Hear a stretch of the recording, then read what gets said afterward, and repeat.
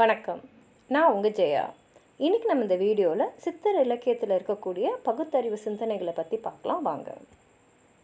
சித்தர்கள் இந்த உடலை பற்றி, இந்த ஆன்மாவை பற்றிலாம் அறிவியல் பூர்வமாக சிந்தித்து பல உண்மைகளை அவங்க தெரிஞ்சுக்கிட்டு, அவங்க துறவிகளாக ஒரு பித்தர்கள் போல் மனிதர்களோடு சுற்றி திரிவாங்க. அவங்க மக்களை நேரில் பார்த்து பாடினாங்க. அதுவும் அவங்க பாடினதெல்லாம் பார்த்திங்கன்னா ஒரு பேச்சு தமிழில், அதில் தேவையான அளவு ஒரு பிறமொழி கலப்பும் இருக்கும், எளிய சந்தங்கள் இருக்கும். இலக்கணம்லாம் அவங்க பார்க்குறதே இல்லை. அந்த இலக்கணத்தை மீறின பாடல்களை அவங்க பாடினதோட தனித்துவத்தோடு நல்ல ஒரு பயன்பாடு மக்களுக்கு இருக்கணுன்ற நோக்கத்தில் தான் அவங்க பாடினதுனால மக்கள்கிட்ட அவங்களோட பாடல்கள் எளிதாக போய் சேர்ந்தது. அந்த மாதிரி ஒரு சில வரிகள் நம்ம பார்க்கலாம்.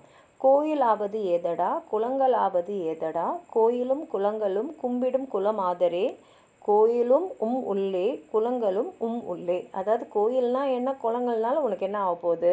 இதை தெரியாமலே பக்கத்தில் இருக்கிற ஒரு கோயிலையோ குளத்துலையோ போய் தீர்த்தமாடிட்டு நீங்கள் சாமி கும்பிட்டு வரீங்க.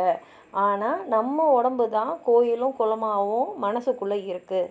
அந்த மனசை நம்ம நிலைநிறுத்தி தியானம் செஞ்சாலே ஆன்மாவை நம்ம தெரிஞ்சுக்கலாம். அந்த ஆன்மா எப்பொழுதும் இருக்கக்கூடிய ஒரு விஷயம். இந்த உடம்பு தான் அழிஞ்சு போகுமே தவிர ஆத்மாக்கு அழிவே இல்லைன்னு தெரிஞ்சுக்குங்க அப்படின்றது அந்த பாடலோட பொருள். இந்த வரிகள் மூலமாக பார்த்திங்கன்னா இந்த சிவவாக்கியார் என்ன சொல்கிறாங்கன்னா, வெளியே இருக்கக்கூடிய கோயில்களில் வழிபடுறத வேண்டாம், அதுக்கு பதிலாக அக வழிபாட்டுக்கு முக்கியத்துவம் கொடுங்க அப்படின்னு சொல்லக்கூடிய ஒரு ஞான பாடல் இது. உண்மையான கோயிலும் குளமும் மனிதனோட இதயத்துக்குள்ளே தான் இருக்குது. இறைவன் உனக்குள்ளே தான் இருக்கான்றதை உணர்த்துகிற ஒரு பாடல் இது. நட்டக்கல்லை தெய்வம் என்று 4 புட்பம் சாத்தியே சுற்றி மெனமென என்ன சொல்லும் மந்திரம் ஏதடா, நட்டக்கல்லும் பேசுமோ. இதோட அர்த்தம் என்னென்னா, கோயிலில் போய் நம்ம ஒரு கல்லை நட்டு வச்சுட்டு அது தெய்வம் நம்பி அதுக்கு ஒரு 4 பூவை சுற்றி வச்சு மந்திரங்களை முணுமுணுக்கிறோம். அதனால் என்ன பயன்? கல் பேசாது. உங்கள் உள்ளத்துக்குள்ள ஒரு இதயத்தில் உங்கள் இறைவன் இருக்கான். அந்த சமயத்துக்கு நம்ம அதுக்கு எந்த சுவையும் அதுக்கு தெரியாது. ஆனால் இந்த இறைவன் நீங்கள் உணர்ந்துக்கிட்டிங்கன்னா உண்மையான ஞானியாக நீங்கள் ஆயிடுவீங்க அப்படின்றது தான் இதோட கருத்து. ரிக்கு 4 வேதமும் எடுத்தை 6 ஓதினும் பெருக்க நீரு பூசினும் பிதற்றினும் பிரான் இரான். அதாவது ரிக் வேதத்தோடு சேர்ந்து நமக்கு 4 வேதம் இருக்குது. எவ்வளோதான் தப்பே இல்லாமல் நம்ம இந்த வேதங்கள்லாம் ஓதினாலும், உடம்பு முழுக்க விபூதி பூசிக்கினாலும், வாயால் சிவா சிவான்னு வெறும் பிதற்றினாலும் இறைவனை நீங்கள் பார்க்க முடியாது. ஏன்னா இறைவன் வெளி வழிபாட்டில் இல்லை. நம்ம மனசார உருகி இறைவனோட திருவடிகளை நினச்சி உண்மையான பக்தியோடு கலந்து நின்னால் மட்டுமே குறையாத பேரொழியான அந்த இறைவனோடு இணைய முடியும் அப்படின்னு சொல்லி இந்த சடங்குங்களாம் எதிர்த்து எழுதப்பட்ட பாடல்கள் இது. பறட்சியாவது ஏதடா, பணத்தையாவது ஏதடா, இறைச்சி தோல் எலும்பிலும் இலக்கமிட்டு இருக்குதே. அதாவது சாதி பேரால் தாழ்த்தவங்களை பறச்சின்னு சொல்கிறோம். உயர்ந்த ஜாதிங்களை பார்ப்பனர்கள், அதாவது பணத்தி அப்படின்ட்டு சொல்கிறோம். ஆனால் பிறக்கும் மனிதர்களுக்கு எல்லாருக்குமே பார்த்திங்கன்னா அதே இறைச்சி, அதே தோல், அதே எலும்பு. இது அதில் எந்த ஜாதி முத்திரையும் இல்லை. அப்படின்னு பார்த்தா எல்லாம் சமமானவங்க தான். அதனால் பிறப்பால் உயர்வு தாழ்வு சொன்னவங்கெல்லாம் ஏன் சொன்னாங்க அப்படின்னு ஒரு கேள்வியை இந்த வரிகள் எழுதுது. ஏன்னா சாதிய பாகுபாடற்ற மனித நேயத்தை சொல்லக்கூடிய தத்துவ கருத்து இந்த பாடலில் இருக்குது. சாதியை வச்சு அந்த ஏற்றத்தாழ்வு வன்மையை இந்த வரிகளை அவங்க மறுத்திருக்காங்க. எங்கள் தேவர் உங்கள் தேவர் என்று 2 தேவரோ, இங்கும் அங்குமா 2 தேவர் இருப்பாரோ. இது ஒரு பாடல். கட்டையால் செய் தேவரும் சுள்ளினால் செய் தேவரும், மட்டையால் செய் தேவரும் மஞ்சளால் செய் தேவரும், சட்டையால் செய் தேவரும் சாணியால் செய் தேவரும், வெட்ட வெளி தன்றி மற்ற வேறு தெய்வம் இல்லையே. அதாவது மரம், கல், தென்னை மட்டை, மஞ்சள், உருவம் அல்லது சட்டை, சாணம், இது மாதிரி எந்த பொருளால் மனிதர்கள் உருவங்களை செஞ்சு அதை வழிபட்டாலும் அதெல்லாம் நிலையானதில்லை. இந்த உலகத்தில் உருவமற்ற வெட்ட வெளி, அதாவது இறைவெளி பரம்பொருள்னு சொல்கிறோம் இல்லையா, அதுதானே தவிர வேறு தெய்வம் இல்லைன்ற அந்த தத்துவத்தை சொல்லக்கூடிய பாடல் இது. இதெல்லாம் சித்தர்கள் பகுத்தறிவு விளக்க நல்லா ஒளிவு செய்யறதுக்காக சொன்ன பாடல்கள். அவங்க வரிசையில் இறுதியாக ராமலிங்க வல்லார் என்ன சொல்லியிருக்காருன்னா, 4 வருணம் ஆசிரமம் ஆசாரம் முதலா நவின்ற கலை சரிதம் எல்லாம் பிள்ளை விளையாட்டே.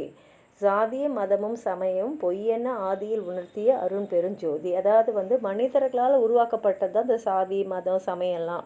இது வந்து மக்களை பிரித்து அவங்களுக்குள்ள ஒரு ஏற்றத்தாழ்வை ஏற்படுத்தி உண்மையான நிலையை மறைக்கிறது.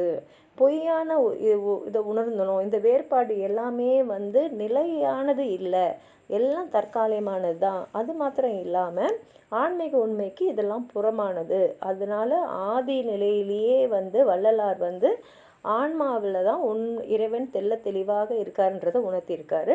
அரும் பெருஞ்சோதினா எந்தவித பேதமுற்றும் எல்லைகளும் கடந்து பேரொழியாக விளங்குறது தான் முழு முதல் கடவுள் அப்படின்றத அந்த வரிகள் குறிக்குது.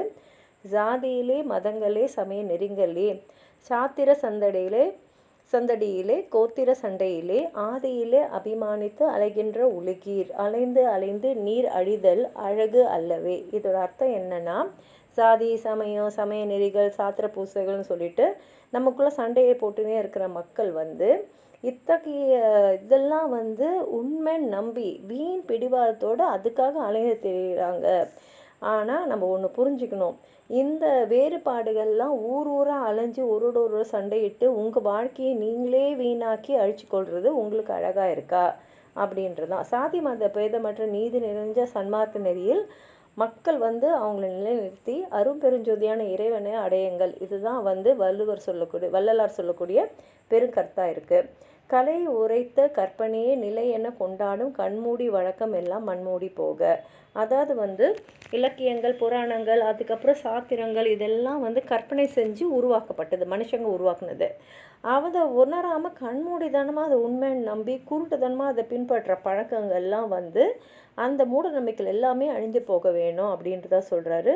குற்றமற்ற உண்மையான ஆன்மநேய ஒருமைப்பாடு மட்டுமே உலகில் நிலைத்திருக்க வேண்டும் அப்படின்ற தன்னோட கருத்தையும் பரப்புனார். அவருக்கு பின்னாடி வந்த பாரதியாரும் தேசபக்தி தமிழ் பற்று இந்த ரெண்டுத்தையும் வந்து இதுக்கு நடுவில் வந்து பகுத்தறிவு சிந்தனையும் வந்து மக்களிடையே போய் செய்கிற மாதிரி அவர் எழுதியிருக்காரு.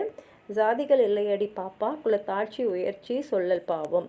அதாவது மனிதர்களுக்கு நடுவில் வந்து இந்த சாதி குலன்ற வேறுபாடெல்லாம் கிடையாது. சமுதாயன்றது ஒரு சமத்துவமான ஒரு இடம் அப்படின்றத அவர் சொல்கிறாரு. ஆண்களோடு பெண்களும் சரிநிகர் சமானமாக வாழும் இந்த நாட்டிலே, அதாவது ஆண்களும் பெண்களும் சம உரிமையோடு இந்த நாட்டில் வாழணும் அப்படின்றாரு. தையலை உயர்வு செய், தையல்னால் பெண்கள், பெண்களை மதிக்கணும், அவங்களுக்கு உரிய அங்கீகாரத்தை தரணும், சம உரிமை வழங்கி சமுதாயத்தில் அவங்களையும் வந்து உயர்த்த வேணும். இந்த மாதிரி பல்வேறு கருத்துக்களை வந்து அவர் பாடல் மூலமாக சொல்லியிருக்காரு. இந்த மாதிரி சூழ்நிலையில் தான் வைகுண்டசாமி, ஸ்ரீ நாராயணகுரு, அயோத்திதாசர், தந்தை பெரியார் ஈவேரா இவங்கெல்லாம் வந்து பகுத்தறிவை மக்களிடம் ரொம்பவும் பரப்புனாங்க. அப்போது வந்து சென்னை மாநகரத்திலே தென்னிந்திய நல உரிமை சங்கம், அதாவது நீதி கட்சி, ஜஸ்டிஸ் பார்ட்டின்ற பேரில் அமைச்சு அது பேரியக்கம் பின்னாடி அரசியல் இயக்கமாக மாறிச்சு. இது வந்து எளிய மக்கள்கிட்ட வந்து ஒரு பகுத்தறிவு சிந்தனைகளை வளர்த்ததோடு கல்வி வேலைவாய்ப்பு இதிலெல்லாம் வந்து இடஒதுக்கீடு வழங்கி பெரிய மாற்றத்தை சமுதாயத்தில் ஏற்படுத்துச்சு. அந்த கட்சியில் வந்து உயர் பொறுப்பில் இருந்த பெரியார் ஈவேரா 1925 சுயமரியாதை இயக்கத்தை வந்து ஆரம்பித்தார். பகுத்தறிவு பகல்வனாக விளங்கிய பெரியாரோட கொள்கைகளை பரப்ப அவரோடு சேர்ந்து அறிஞர் அண்ணாதுரை, கலைஞர் கருணாநிதி, எம்ஜிஆர், நெடுஞ்செழியன், அன்பழகன் இவங்கெல்லாம் வந்து துணை நின்னாங்க. பகுத்தறிவு, சமத்துவம், சமூக முன்னேற்றம், சாதி மறுப்பு, கடவுள் மறுப்பு, பெண் கல்வி, பெண்ணுக்கு சொத்துரிமை, சீர்திருத்த திருமணம், கைம்பெண் மறுமணம், தேவதாசி முறை ஒழிப்பு, இடஒதுக்கீடு, அதிகார பகிர்வு, அனைவருக்கும் இலவச கல்வி, தொழில்துறை மேம்பாடு, அனைவருக்குமான பொருளாதார மேம்பாடு, இந்த மாதிரி பகுத்தறிவு கொள்கையெல்லாம் வந்து அவங்க மக்களிடையே பரப்புனாங்க. அதுக்கு ஏற்றமும் கொடுத்தாங்க. இவர்களுடைய தமிழகத்தில் இருக்கக்கூடிய மூலை முடுக்கில் எல்லாம் வந்து பயணம் போய் சொற்பொழிவு மக்கள்கிட்ட ஆக்குனாங்க. இதனாலே பார்த்திங்கன்னா மேடை தமிழ்ன்ற ஒரு புதிய பரிமாணம் தமிழுக்கும் கிடைச்சிது. அவங்களுக்கு நடுவில் பார்த்திங்கன்னா எம்.ஆர். ராதா போன்றவர்கள் வந்து எழுதி இயக்கி நடித்து மேடை நாடகங்கள் மூலமாக வந்து பகுத்தறிவை வந்து பரப்புனாங்க. மூட நம்பிக்கைகளை கடுமையாக அவர் சாடினார். இதனால் தமிழ் நாடக இலக்கியமும் பெரு வளர்ச்சி கண்டது. சுயமரியாதை பேரியக்கத்தை சார்ந்த பலர் பேர் வந்து திரையுலகிலும் கால் பதித்து பகுத்தறிவு இயக்க திரைப்படங்கள் என்னும் புதிய ஒரு படைப்பு தோற்றத்துக்கும் வந்து ஆரம்பத்தை ஒரு வித்துட்டாங்க. பெரியார் தொடங்கிய பகுத்தறிவு, உண்மை, விடுதலை இந்த இதழ்களோட நாத்திகம், திராவிடம் போன்ற இதழ்களும் பகுத்தறிவு கொள்கைகளை தீவிரமாக பரப்புனாங்க. பெரியாரோட கொள்கையால் ஈர்க்கப்பட்ட பாரதாசன், கவிமணி, சுரதா, முடியரசன், வாணிதாசன் இவங்கெல்லாம் பகுத்தறிவு இலக்கியங்களை வந்து நிறைய படைச்சாங்க. இந்த மாதிரி இந்த இயக்கத்தோட தோற்றம் வளர்ச்சி காரணமாக எல்லா துறையிலும் தமிழ் அன்னைக்கு அணிகலன் அணிக்கு வைக்கப்பட்டு அழகுடன் தமிழ் அன்னை வந்து மிளிர்ந்தார். அந்த வகையில் தான் புலவர் குழந்தை அவர்கள் ராவண காவியம்ன்ற ஒப்பற்ற இலக்கியத்தை வந்து படைச்சிருக்காரு. அதை பற்றி நம்ம அடுத்த வீடியோவில் பார்க்கலாம். உங்களுக்கு ஏதாவது சொல்லணும்னு நினச்சிங்கன்னா கீழே இருக்கிற கமெண்ட் பாக்ஸில் எழுதுங்க. இந்த வீடியோவை லைக் பண்ணுங்கள், உங்கள் ஃப்ரெண்ட்ஸோடு ஷேர் பண்ணுங்கள். சப்ஸ்கிரைப் பண்ணாதவங்களாம் ப்ளீஸ் சப்ஸ்கிரைப் பண்ணி சப்போர்ட் பண்ணுங்கள். நன்றி.